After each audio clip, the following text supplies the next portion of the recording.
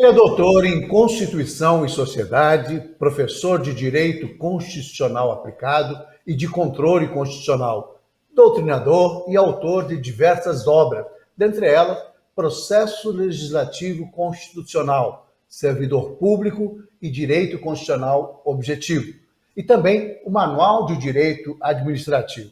Eu converso essa semana com o consultor legislativo do Senado Federal, João Trindade Cavalcante Filho. Doutor João, uma honra recebê-lo aqui no Nossa República. Seja bem-vindo.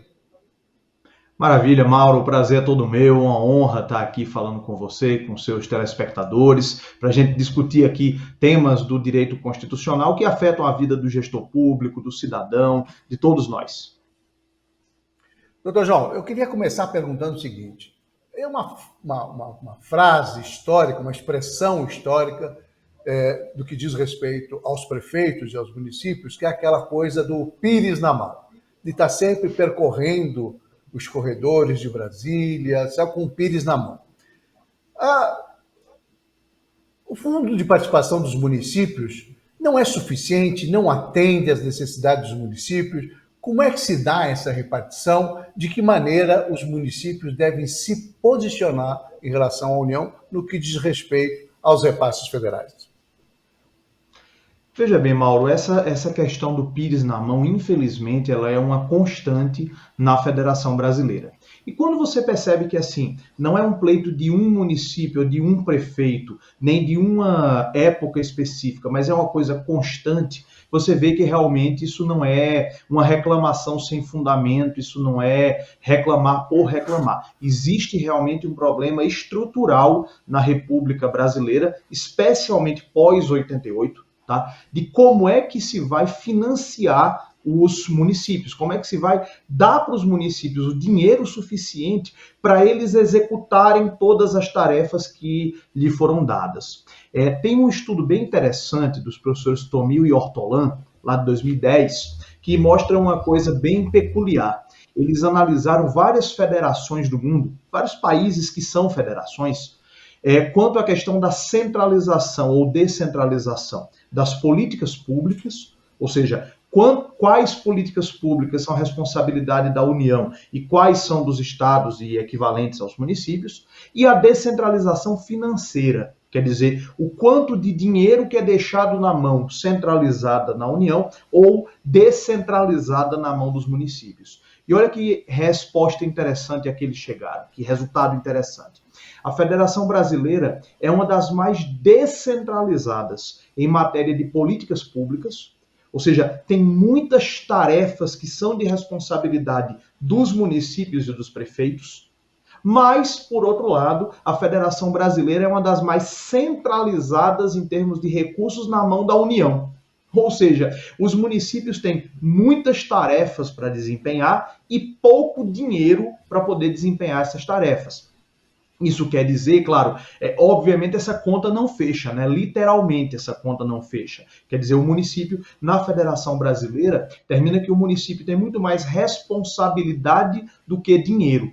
O Fundo de Participação dos Municípios foi uma coisa pensada pelo Constituinte de 88 para tentar reduzir esse problema, sabe? Para tentar trazer um dinheiro extra para os municípios, especialmente para os municípios que não conseguem sobreviver com recursos próprios. Os municípios que não conseguem sobreviver com os seus impostos próprios, por exemplo.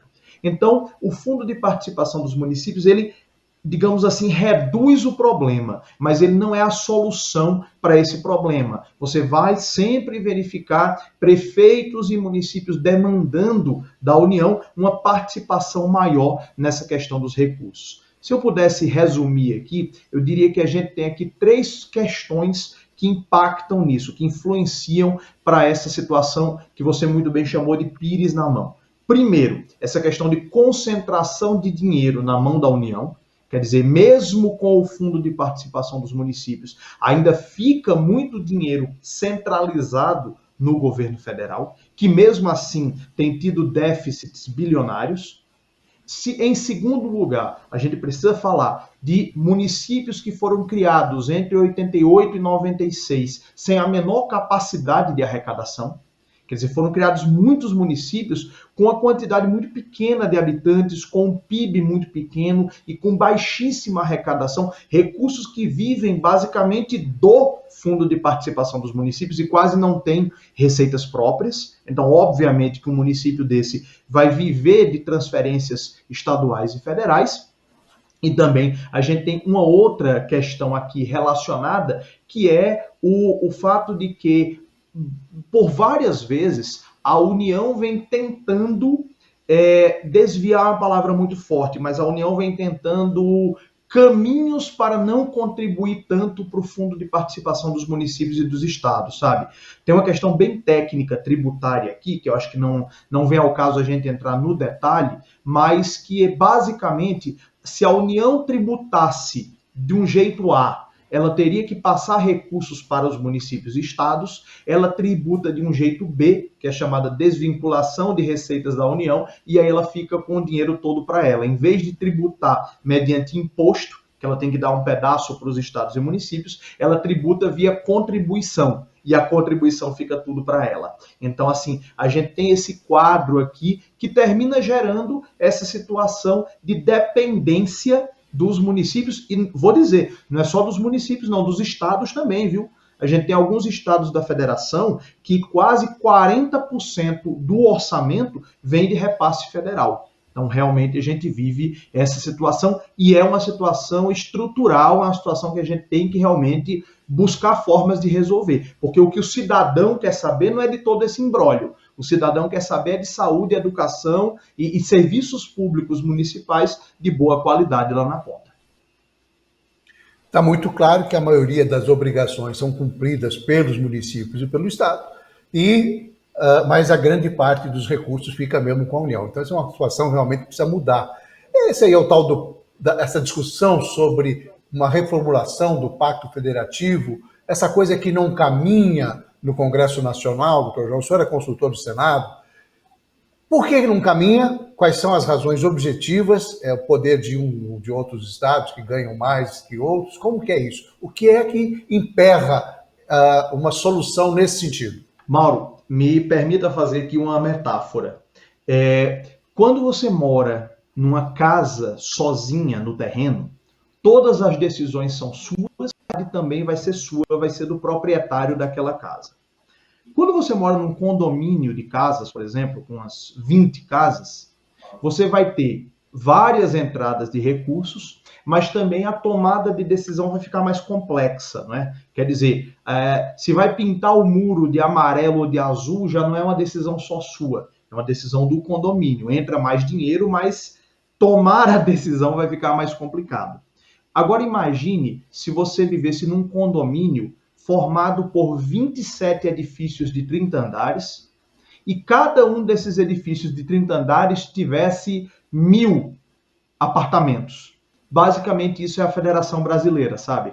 A gente tem a União, que é o nível 1 da federação, os 26 estados e o Distrito Federal, que são cada um desses edifícios, e cada um desses edifícios tem a divisão interna em municípios, resultando num total de 5.570 apartamentos, que seriam os municípios aqui. Então, obviamente, numa situação como essa, numa federação de 3 níveis como é a brasileira, e numa federação com tantos estados e tantos municípios, você conseguir um acordo vai ser uma coisa realmente só para os fortes, sabe? Uma coisa realmente que precisa de uma excelente articulação política para você poder conseguir. Então, um dos fatores que explicam essa dificuldade de rever o Pacto Federativo é exatamente a complexidade e o tamanho da Federação Brasileira. A gente tem uma federação que é uma das 5 maiores do mundo e que tem esses vários níveis federativos. Isso torna muito complexa qualquer negociação. Também por isso, a gente tem um problema que essa revisão do Pacto Federativo, ela, para poder caminhar, ela tem que alcançar algum grau de consenso. Se não uma unanimidade, mas pelo menos algum grau de consenso. A gente teve uma discussão bem interessante há algum tempo atrás na questão dos tributos que são devidos no e-commerce, nas compras por internet. Imagine alguém que mora em Poconé e vai lá, fez uma compra num site que é sediado em Barueri, São Paulo. E a fábrica é situada em, sei lá, Camaçari, na Bahia. A quem é que é devido o tributo? O tributo é devido os tributos estaduais, por exemplo, são devidos ao estado de Mato Grosso, ao estado de São Paulo, ao estado da Bahia. Teve toda essa discussão e se conseguiu chegar num meio termo, numa solução de divisão desse tributo, jogando a data de entrada em vigor dessa nova regra lá para frente, entende? Aí é um jeito um pouco mais inteligente de você conseguir reformular o Pacto Federativo. É como se a gente tivesse, quando a gente fala em reformular o Pacto Federativo, é como se a gente estivesse mexendo na Convenção de Condomínio, sabe? E mexer na Convenção de Condomínio é uma coisa séria. Quase todos os condôminos vão ter que se convencer de que aquela nova regra é boa para que aquilo possa andar. A gente tem, por exemplo, São Paulo, que é o estado que concentra boa parte dos recursos arrecadados, porque tem muitas empresas, muita indústria. É claro que você não vai conseguir aprovar nenhuma regra no Congresso Nacional se São Paulo sair perdendo muito, entende? Então é preciso entabular essa negociação. E também tem um outro fator, vamos dizer assim, que é problemático, que é uma certa visão de curto prazo.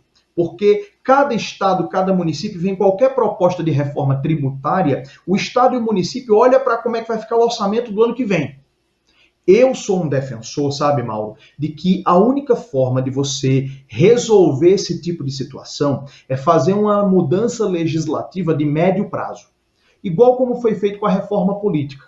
A reforma política foi feita lá em 2016, mas para entrar em vigor nas eleições de 2022. A maioria dos recursos está concentrada no governo federal, mas como eu falei, o governo federal está tendo um déficit de 172 bilhões de reais todo ano. Quer dizer, é como se o governo estivesse todo ano no cheque especial. E aí ele vai ter que renegociar essa dívida. Quer dizer, nem tem como eu chegar para a União e dizer, ei, União, dê mais dinheiro seu para os municípios, porque a União também não está fechando as suas contas. Então, realmente é uma coisa muito sensível mesmo, é uma coisa muito complexa mesmo. Me parece que a única forma de se resolver isso é, primeiro, tentar construir um consenso e que, segundo, jogue a solução disso para médio e longo prazo. Porque se for no curto prazo, sempre quem vai perder imediatamente vai ser contra aquela mudança legislativa. Doutor João, o senhor fez aí alguns apontamentos que são importantes. Primeiro, com relação ao Pacto Federativo, que é uma necessidade de se discutir isso, de quanto vai para cada um, e vai ter que se chegar em algum momento, em algum lugar com relação a isso. Logo no início, o senhor falava das obrigações que estão sendo cada vez mais repassadas aos estados e municípios. A gente observa isso com muita clareza na hora de ver, por exemplo, o atendimento à saúde pública, o SUS, a gestão quase toda municipalizada, né?